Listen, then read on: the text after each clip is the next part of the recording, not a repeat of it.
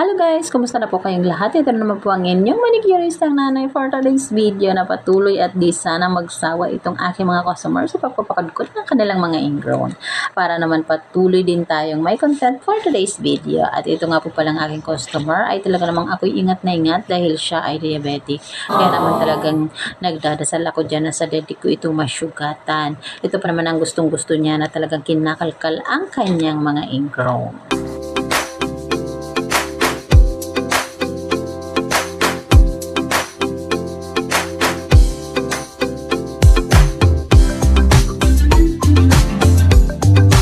Napakasaya naman talaga sa pakiramdam pag natanggal ang ating mga ingrown para naman kasing nakakahinga din ang ating mga kuko. Makati at masakit pag di talaga ito naalis. So ayan, dito naman sa kabilang paan niya ay di naman talaga masyadong ma-ingrown pero talaga naman sinisigurado natin na maalis lahat ng mga